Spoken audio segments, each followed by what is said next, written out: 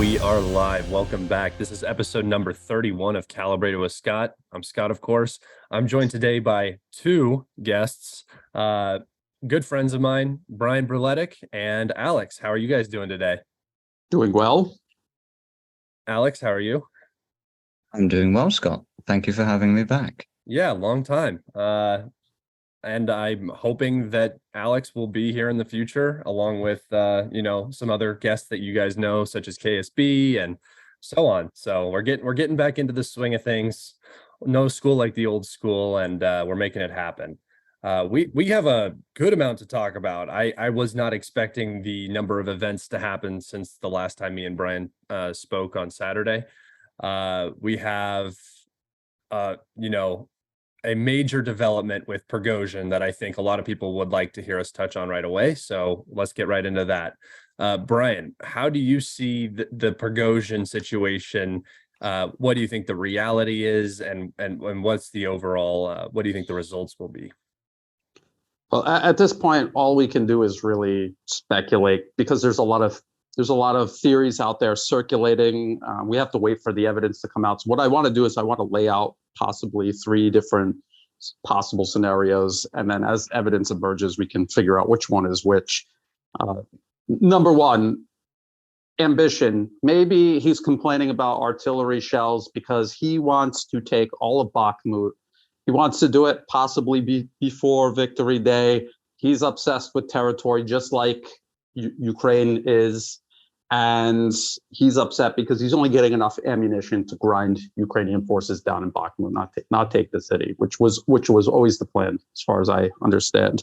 That's one possibility. So he's upset about this, and he's trying to use his position and his influence to pressure the Ministry of Defense to give him more ammunition. The second possibility, and this is what I've heard the Duran talking about today and yesterday about this, maybe he's just a civilian. He has no military background. He is not an officer.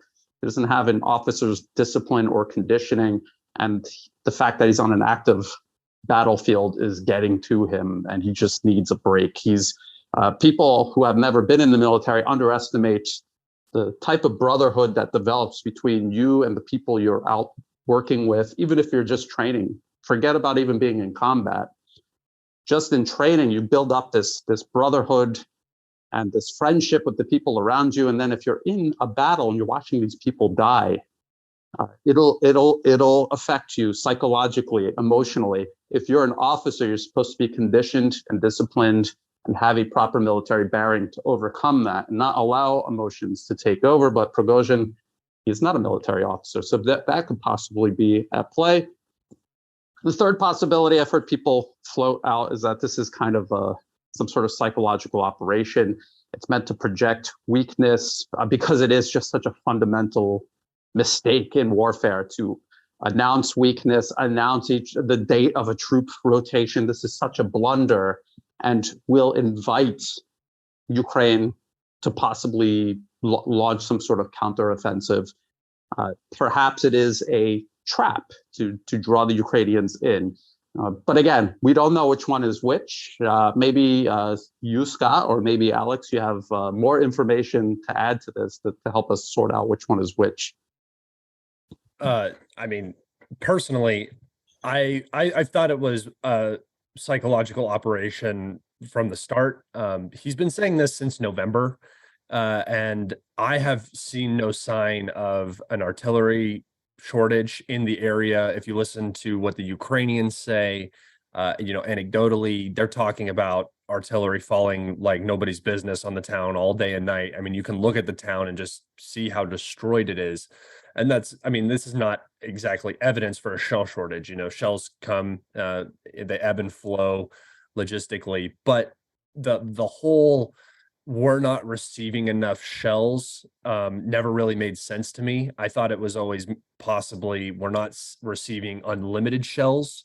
We're not able to fire all day and night and never lose an infantryman because we just have unlimited artillery and we just never stop firing.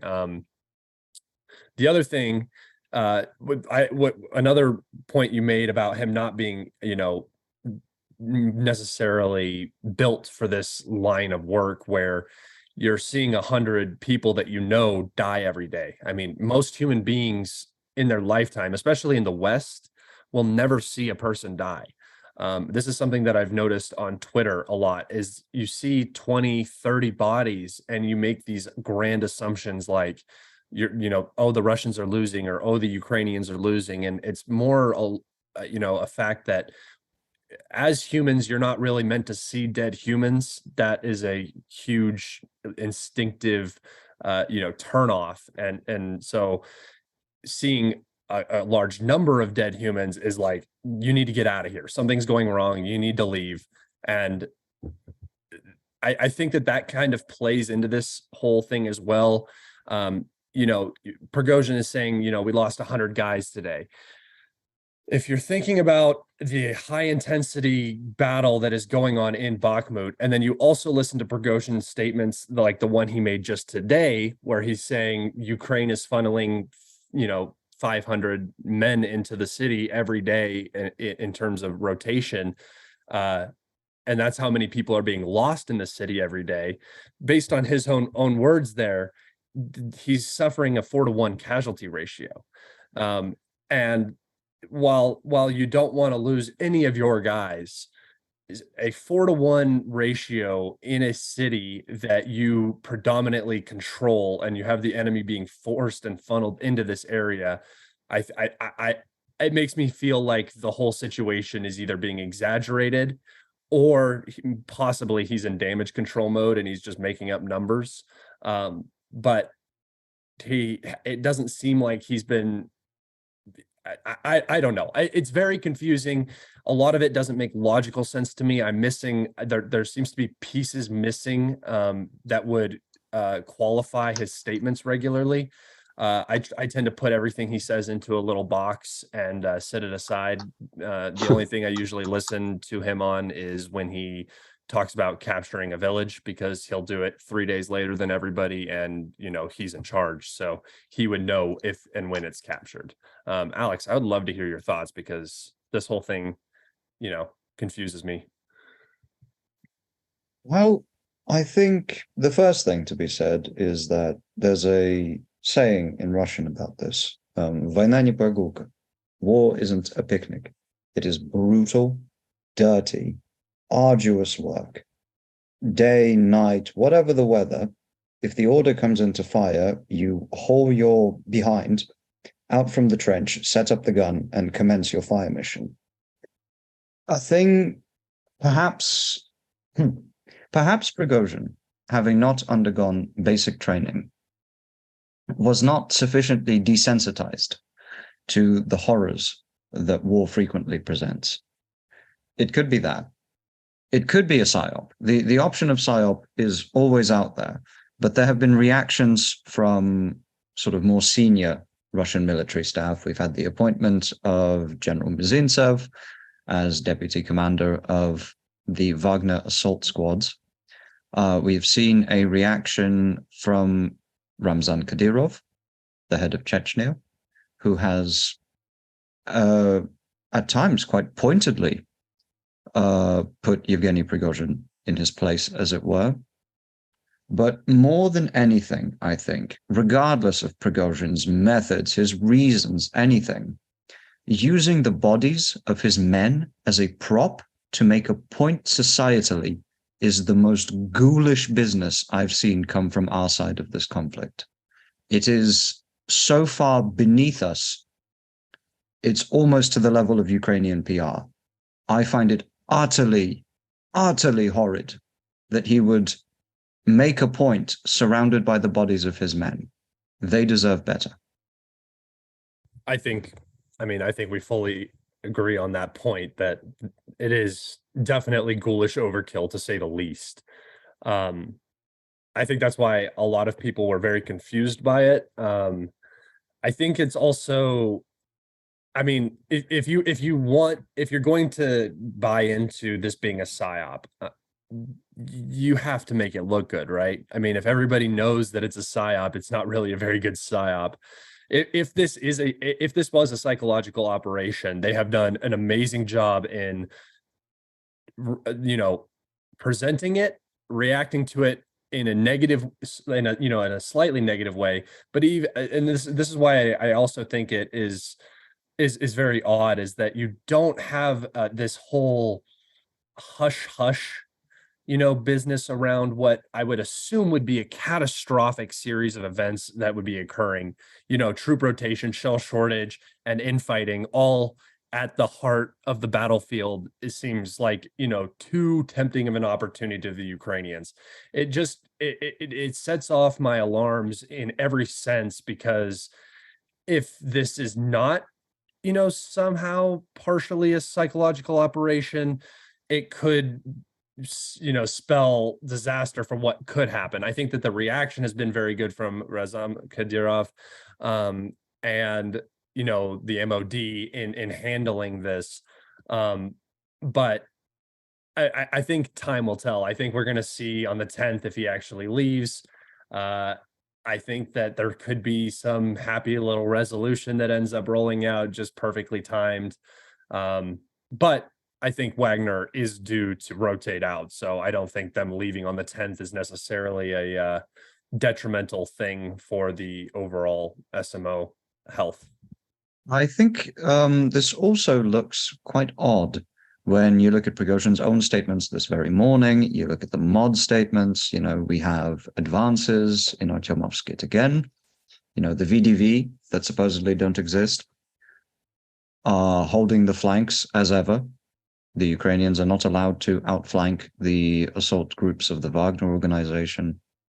Prigozhin himself has confirmed 4-1 casualties in favor of the Wagner organization this morning. So he speaks of shell shortages, and yet the guns keep firing. So heaven knows where we get those. Yeah, I think this is just going to be a wait and see sort of situation. I don't know. I don't really know how, other than, the MOD posting more shell counts that they're sending Wagner, and so on. I don't think we're going to really know if this is a serious infighting event until after the conflict. Maybe not after the conflict, but after Bakhmut resolves and we see if this continues, because obviously if it continues and there's still this back and forth, then it gives more credibility to an actual disagreement, either politically or militarily. And if it resolves itself, which I'm kind of have a suspicion that it will, then we'll know that it was a lot more talk, a lot more bark than bite. I would like to move now to a more personal topic, I think, for at least me and Brian. The topic of Gonzalo Lira. For those of you who don't know, Gonzalo was nabbed by what I refer to as the Gestapo, the secret police, last night, it was last night or yesterday for me, but it was early morning or the middle of the night for him, is how it looked, because he came to the door disheveled. He had flashlights and assault rifles in his face, and they arrested him basically for thought crimes, his opinions on Nazism in Ukraine, and the Ukrainian shelling of the Donbass. So both of these things are openly admitted by the West. Both of these things are, very open and apparent if you just look into Ukraine at all. And yeah, they arrested him and he pled guilty, which is unfortunate, but I mean, I don't think you can really blame him, because I imagine the alternative was much, much worse than the prison sentence that he will receive. And I just hope that international pressure comes into play and he is released. But I would like to hear Brian's thoughts first, and then Alex, if you would like to jump in. Sure.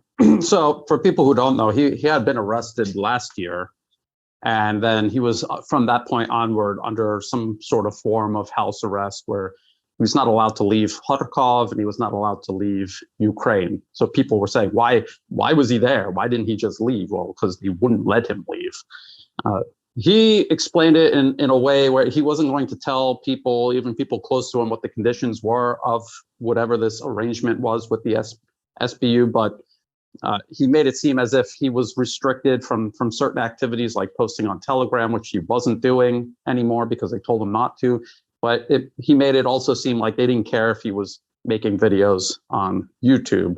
And now they've arrested him again. And I was looking at the Daily Beast because RT reported on this almost immediately. It was at the top of the hour, and they were talking about this. The Western media are going to bury this, or they'll have the Daily Beast smear him and make it look like he deserved it. If you look at the Daily Beast article, they include a video from the Kharkov Oblast prosecutor's office, the official YouTube channel of the prosecutor's office, and they show a clip of his supposed crimes. And basically what he says is there's Nazis in Ukraine, and they've been shelling the people of the Donbas since 2014, and there's well over 10,000 casualties, deaths, essentially, from that shelling, that infighting before the special military operation began. That's what he was saying. These are facts. These are objective facts. These are things that even the US government has had to admit over the years. The fact that there are Nazis officially integrated into the Ukrainian armed forces, to the point where the US has to think about custom tailoring their military aid to try to prevent military aid from falling into the hands of open Nazis, like the Azov battalion or regiment or whatever it's calling itself these days. So he's being arrested for speaking truth, inconvenient truth, but truth nonetheless. That's why they're arresting him. And so what you see the Daily Beast doing and what you see the rest of the Western media doing is either not mentioning it at all or smearing him and appealing to the pro-Ukrainian crowd. They're not appealing to any sort of legal arguments. They're appealing purely to the pro-Ukrainian crowd. This is a bad guy. He's a Putin shill. He's a bad guy, so he's going to jail. That's where bad people go. That's the level of this argument that they're trying to make for him. Again, when you actually look at the evidence, he's being arrested and imprisoned for speaking the truth.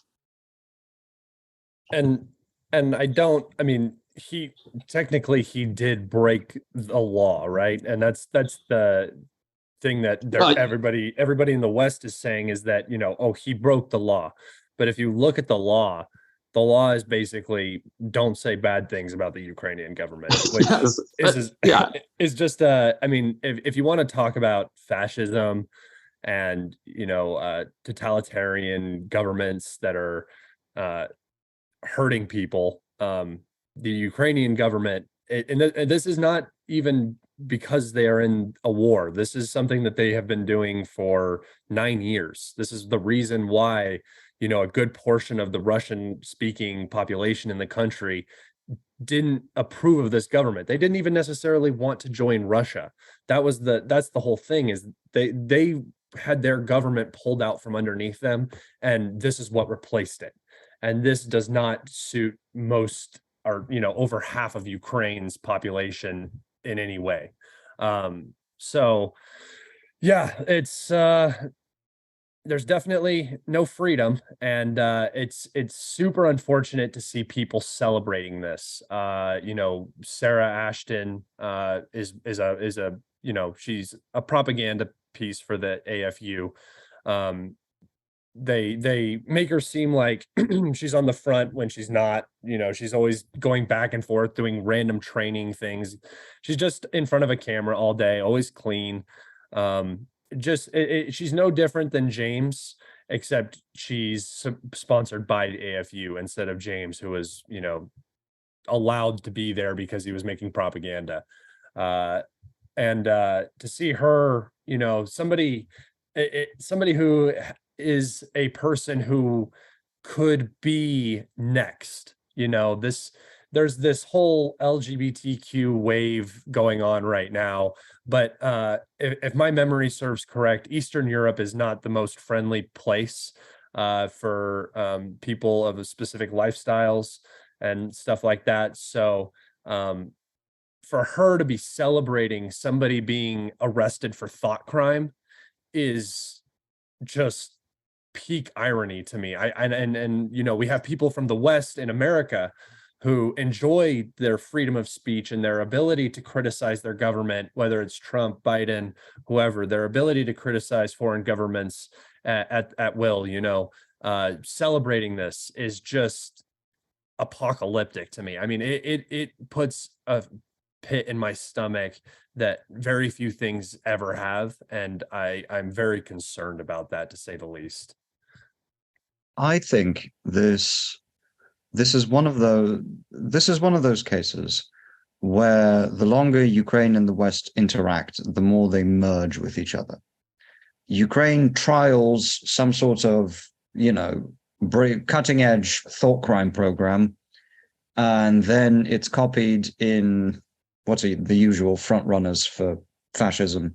Let's say Canada and Ireland. They're usually the first two where this stuff happens. And then it comes to other Western countries. So Ukraine's done it. And now we await to see the thought crime tribunals occur in the West. It will happen inevitably. And the longer you stare into the void, the longer it stares back. So, you know, it just looks like a spiral to me. They keep feeding off of each other and just further, you know, sinking into debauchery and other issues. Yeah, and if I could add, you mentioned that technically what he did was violating the law, and I just want to compare it to how technically during World War II the Jews were violating Nazi Germany's laws because they were Jewish, and people have to keep that in mind, because I see, just like you were saying, Scott, people are making this argument that, well, he admitted he did something wrong. That is the law of Ukraine. So it's, you know, it's strange how they do this in a place like Ukraine, and then in other countries that have laws that are set up to, say, root out U.S. interference. Those laws are no good, even though they are laws and people have violated them. That country's not allowed to enforce them because it's inconvenient for Western foreign policy objectives. This is expedient for U.S. foreign policy objectives. Therefore, it's a good law. We're not going to question whether it's legitimate or not, arresting someone for speaking simple truths. And so this is where we're at. I just think it's an irony that he is being arrested for calling the Ukraine regime as being infested with Nazis, and yet they're acting precisely as the Nazis did. It's an irony. Yeah, if you want to piss off a Nazi, call him a Nazi, because none of them think that they're Nazis, and they just behave like it. So yeah, go ahead, Alex.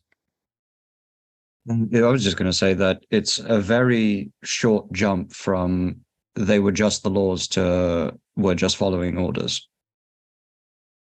Yeah, that's I think everybody who's listening to us, for the most part, understands that, and it's just it's worrying to see the West supporting it, not just in their overarching support for Ukraine, because I can understand, you know, a proxy doing something that the proxier doesn't approve of, but it's not like you can throw away your $100 billion investment because they're, you know, arresting Gonzalo Lira. I mean, that's not the part that concerns me. The part that overly concerns me is the fact that normal Americans and normal people who support Ukraine are not looking at this as problematic in any way. If I saw when Russia arrests somebody, especially journalists, I look very critically at it. I say, okay, what was going on? The most recent event, you had well, I can't remember where he was from, but you had a reporter that was apparently arrested on espionage charges for trying to obtain data about Russian industrial production for the military. That you have to examine that case very carefully. Was he doing something that is obviously and apparently crossing a line into espionage, something he shouldn't be doing? I mean, like you said, is this country's law, designed ethically? And I'm speaking of Russia in this case. Was this arrest ethical, and how are they treating him? And I have yet to see the same, I guess, hatred and expression from Russia. I mean, the Russians haven't banned the Ukrainian language. You have people openly talking down on the MOD, on Putin. You have Russian liberals online, spouting off. You have people singing and carrying Ukrainian flags around in Red Square and stuff like that to prove a point. And these people are not being arrested. You had some temporary arrests that were made at the beginning of the SMO, which I think is, I mean, any country's not going to want anti-war demonstrations right when a war kicks off. It's your most sensitive time. So, while I don't approve of arresting protesters, that one makes sense. And I wouldn't have blamed Ukraine for also doing the exact same thing at that time when you're so unsure of things. But as the situation has developed, it appears to me that Russia has been much more accepting of open criticism, and that they are kind of taking it on the chin instead of acting out in an authoritative, manner in the way that the Ukrainian regime has. I don't see anybody getting tied to poles in Russia and getting spanked openly. I haven't seen anybody get burned to death by a mob in Russia. So that's my approach to this whole thing, and I would really hope that especially Western supporters of the conflict take a very, very good, long look at themselves and ask themselves the question: if you weren't able to talk bad about Trump, how would that affect your life? Because you have the right to. And I say Trump because I in my experience, in my anecdotal experience, most of the Ukraine supporters tend to be, European or American liberal, which, they tend to not like Trump. So when I say, what if you can't say something bad about Trump? What if you were arrested for that? That is exactly what Gonzalo Lira just got arrested for. He got arrested for his opinions and his thoughts on a conflict. And the government disagreed with that, so you're going to jail. And I don't approve of that. I don't like that, and I just hope that everybody really reflects on that and pray for Gonzalo. I hope he gets extradited, or something happens to his benefit very soon. I think we've covered that pretty extensively, and we can move on. I know, Brian, you wanted to talk about a new glide bomb kit. So if you want to just go ahead and start that up, and then we'll jump in.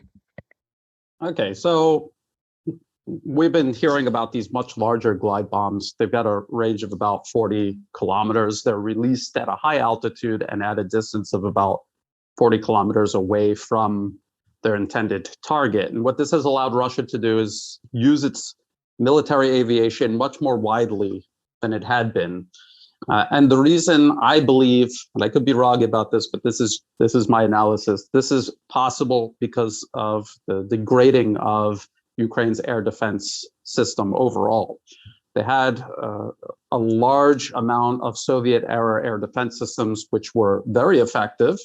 However, they've been losing them. They've been losing the launchers. They've been losing the missiles. Stockpiles have been hit.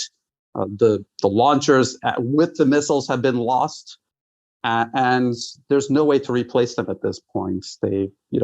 Eastern European members of NATO scraped together all of the S-300 systems and other air defense systems that they had and sent everything that they could possibly spare to Ukraine. That has been worked on by Russian forces. So the S-300s that they have left, these longer range air defense systems, these are going to be protecting priority targets. They don't have nearly enough of them to stretch across the line of contact and cover the line of contact. This is what is allowing these glide bombs to be used.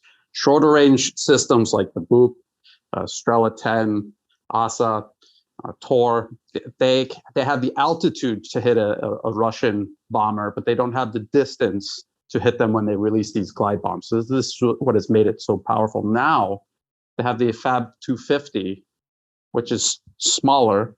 So Russian warplanes can carry more of them, and they glide further, twice as far, 80 kilometers. This is according to Russian state media TASS. a report that I had read recently.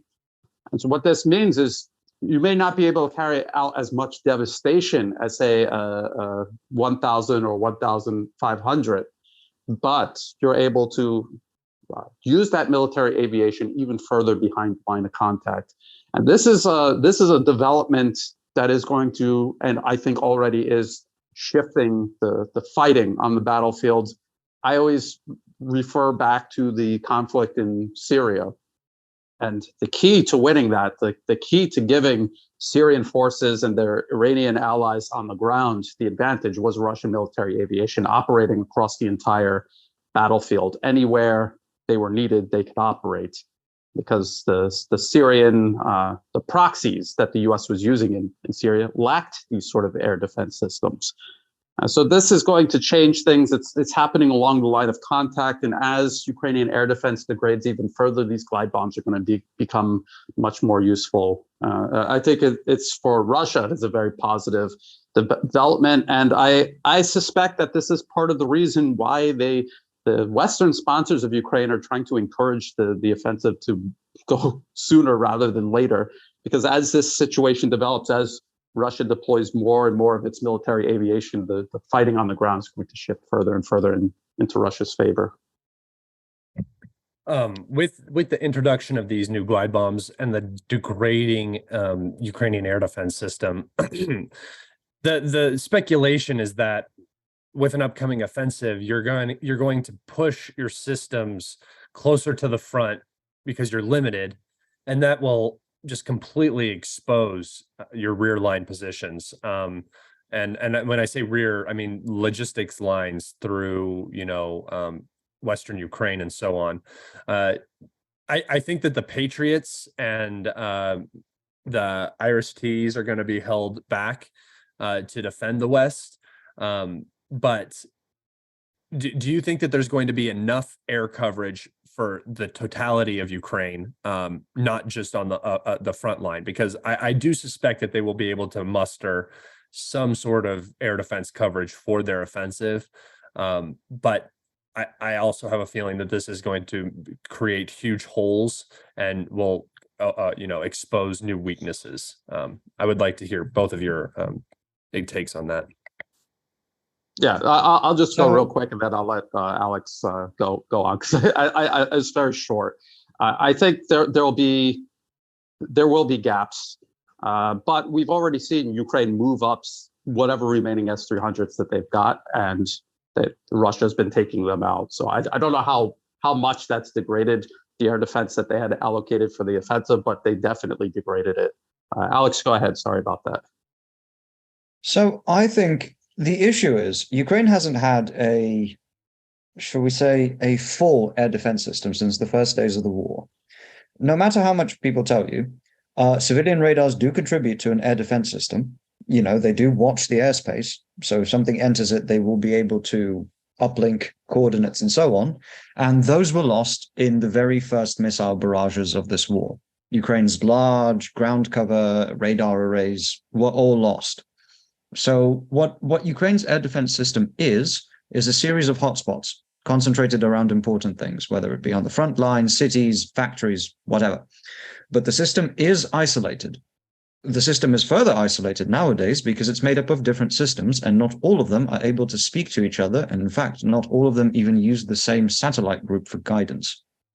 The GLONASS for Ukraine has become a significant problem because it doesn't work for them as much anymore. GPS is being jammed on the front. And then, of course, with, the FAB 250s and so on, glide bombs, we're talking an 80 or so kilometer range. And if you want to shoot one of those down on the front line and a Patriot fires, at a bomb 80 kilometers away, there might well be a Iskander, another 200 kilometers away behind the Russian front line that will then be fed information on where the Patriot array is.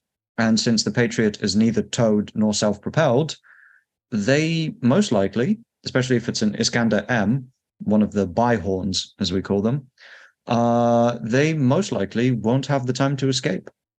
So your Patriot batteries will effectively become disposable. They'll be able to fire one volley of surface-to-air missiles, and then they will immediately cease to exist. along with any supporting personnel or radar arrays that they may have been given.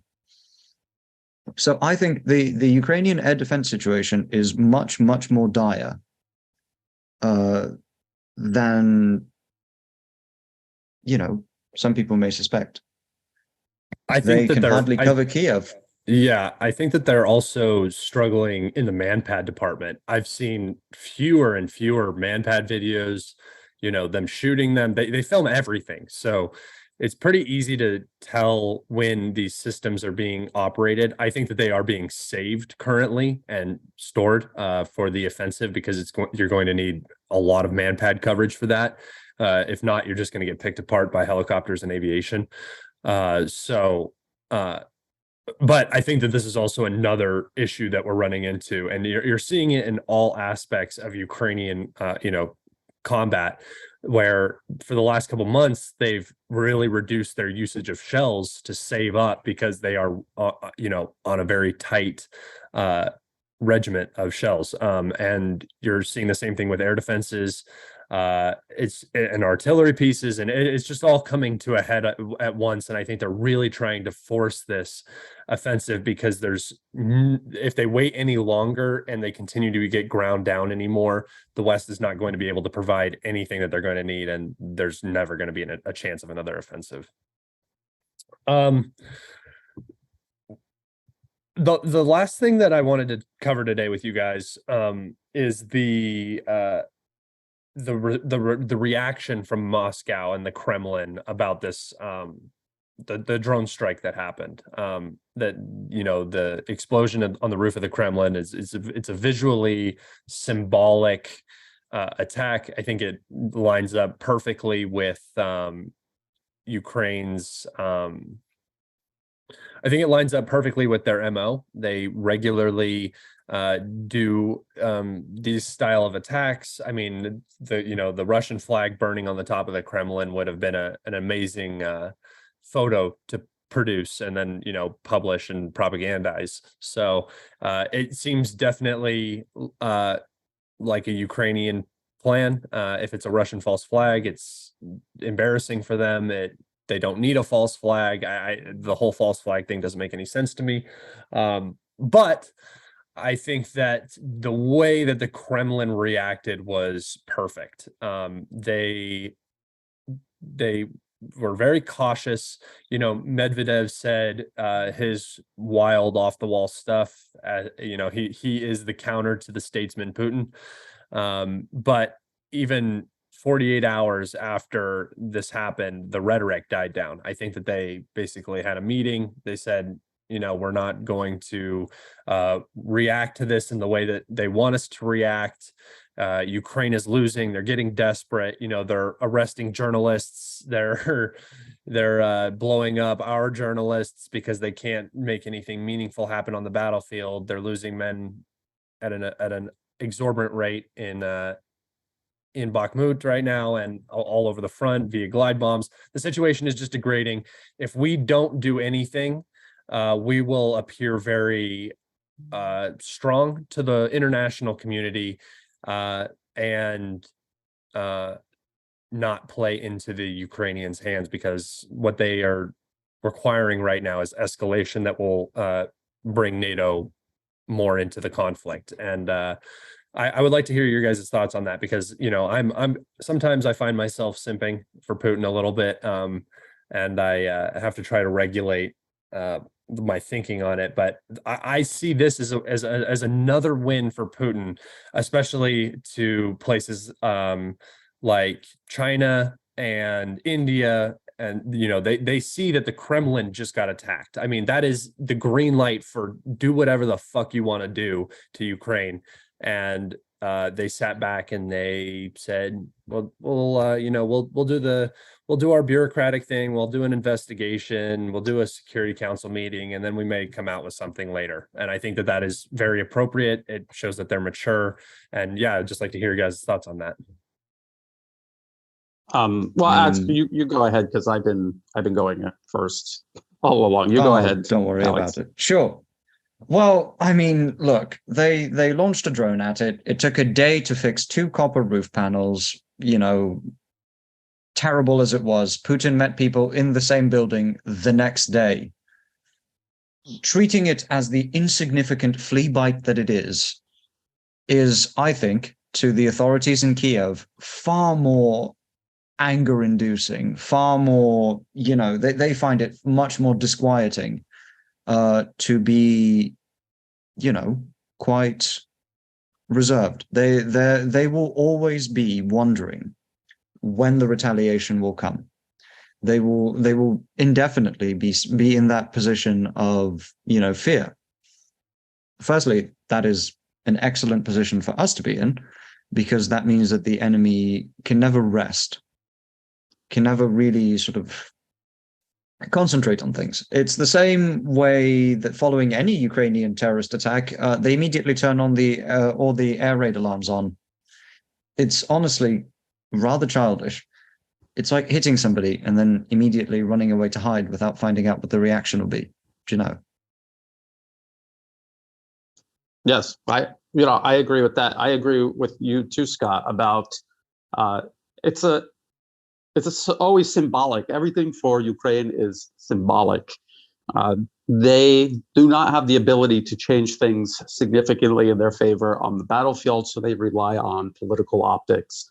And so the attack itself is symbolic of their symbolic approach to warfare. And it's something that is not sustainable, and it's something that you cannot use to ultimately win the war. It's something that would augment your ability to win the war if you had that ability.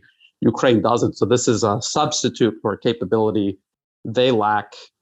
It was meant to provoke Russia. And as you say, Russia has been very restrained. For people who think that this is some sort of false flag, well, we've seen the U.S. carry out attacks that were almost certainly false flag attacks.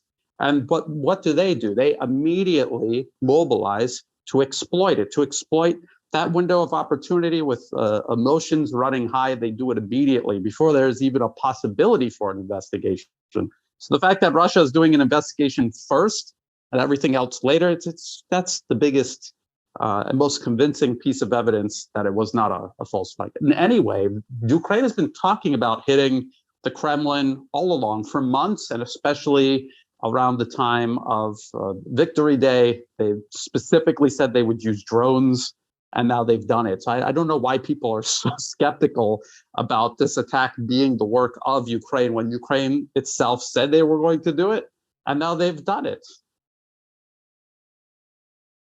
Yeah, it's just the whole denial thing was extremely, it's just comical to me, because they just behave like children. They say they're going to do something. They brag about it. They have a stamp ready to go for it.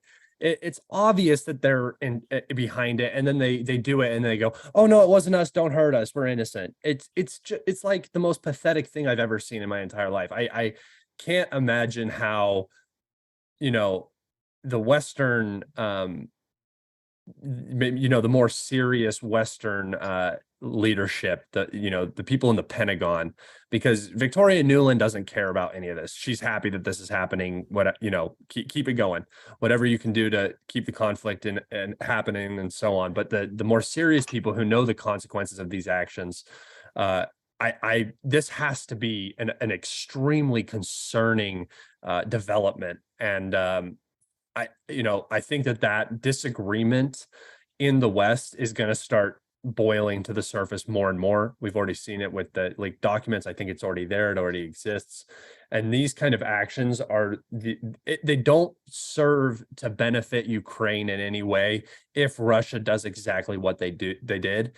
And I think it only hurts their position further. Is there anything else you guys want to talk about while we're here? No, any topics that you want to get in? Just wanted to add on to that. Oh, go ahead, Alex. Go ahead. That, to me, at this point, serious Western leadership as a phrase sounds almost hyperbolic. Like, it almost feels like, well, it's what I mentioned earlier. They're turning into the Ukrainian leadership themselves.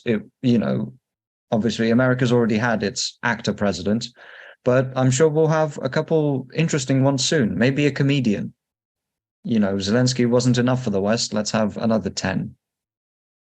Yes. Scott, I wanted to also add, because I think this is a good way to wrap up the conversation. We were talking about what's going on now, about what might happen next. I was reading again from TASS, Russian state media, the commander of the Akhmat Special Forces, Apti Aldinov. Alex, help me with that pronunciation. Am I saying that correct? Close enough. Volodinov. But yes, you're okay. Perfectly close. Yes. So he was saying about Russia weathering the Ukrainian offensive, the fact that after the offensive, Ukrainian forces will have exhausted their manpower and their equipment. They'll be right back to where they were at the end of the fall offensive last year, waiting for NATO to deliver another army, basically, for them to use. And that Russia will continue slowly grinding Ukrainian forces down, and they will be able to do it at their leisure because there will be nothing left of the Ukrainian military. And this is something that I have been saying for the longest time.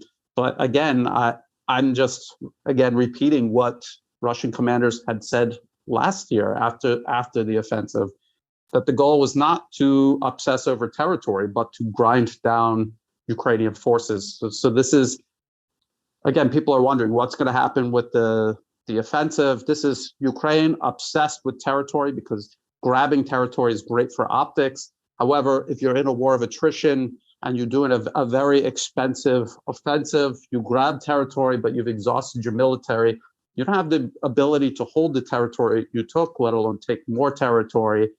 And the side that has preserved its fighting capacity is then going to be in the advantage. I just think it's important for people to understand the nature of this conflict, especially with the upcoming offensive, the consequences of spending all of those men, all of that equipment to take territory, and then at the very end, not having the ability to hold it is very important for people to understand that. Yeah, and I think just to Alex's point, when I say more serious and sober, realistic people in the West, I'm talking about like people like General Cavoli. He's supposed to be pushing a narrative. He's supposed to be lying. He's supposed to be telling people what they need to hear so that they you can keep this war effort going. And that's not his prerogative. That's the people above him, and that's what he's supposed to say. And if you don't know who General Cavoli is, he's European Command. He's the head of that, and he was talking recently in was it a hearing? I don't actually know what I think so. Yeah, the bold one. Some sort of hearing. The bold one at the Senate Armed Services Committee. Okay, it was the Senate Armed Services Committee. All right, and he was basically he got up there and he said that the Russian ground forces have sustained damage as any army would in a war, but the rest of the Russian armed services, the naval force, the air force, the space forces, and the undersea forces, and the cyber security forces have not sustained any degradation at all, and that the Russian ground forces, the army, will be a larger and more competent after this conflict. So basically, he's just admitting there that the entire Ukraine project has failed. The entire purpose of the Ukraine project was regime change in Russia. And that's the more sober outtake, I think, that I'm talking about, where he's not following the narrative. That kind of language right there makes me think that he will resign or retire in the next, little while, just because that is a huge depart from the narrative. And so that's what I meant by that. I think we can just wrap it up there. If you guys want, we'll edit this around. I'm gonna do my ending, my sign out, but then if you guys want to keep talking for a little bit and keep recording it, if you guys are okay with that, a little bit more casual, maybe a little bonus for the listeners. So I'm gonna take us out. I may have to run. Oh, that's fine, Alex. If you got to get out of here, then I'll just wrap it up. Everybody, this has been episode 31 of Kalibrated with Scott. Thank you so much, Brian, for joining me today. I assume you're going to be back very soon. Am I correct in that assumption? Yes, hopefully. Yeah. These are not even if I didn't put these out, I would still record these and just, listen back, because these conversations are very interesting. I like to pick Brian's brain a lot because he has he follows different lines of logic than I do. And it really helps me to see a completely new perspective on, something we agree about. He comes to a conclusion in a different method than I do. And I find that very interesting. And, as always, Alex, I'm very happy to have you back on here. I miss doing these podcasts, and I hope that you are also going to be coming back as a regular. Am I correct in that assumption? You are most correct, my friend. It is good to be back. All right. So that's all from us today. I appreciate you guys, and like and subscribe to the YouTube. The Telegram is growing fast. The Twitter is as large as ever. I'm posting there all the time. Make sure you guys go follow Brian Berletic at New Atlas. He posts videos regularly, and they are fantastic. So go check him out. His content is some of the most analytical and cleanest on YouTube right now. So definitely go check him out. And Alex, do you have anything that you want to shout out? You're pretty minimal on the radar. So I've got nothing to shout out particularly, awesome. other than that's fantastic. I think people have missed the get shelled. Yeah, as Yes. always. Go to Donbass and get shelled. I have people in my comments 20 hours ago saying that. So they're going to be happy that you're dreams on. Come true. Huh? I said dreams come true. I know, sometimes. Sometimes. From all of us at Kalibrated, from me at Kalibrated, and from my two guests, we appreciate you guys listening, and have a good day.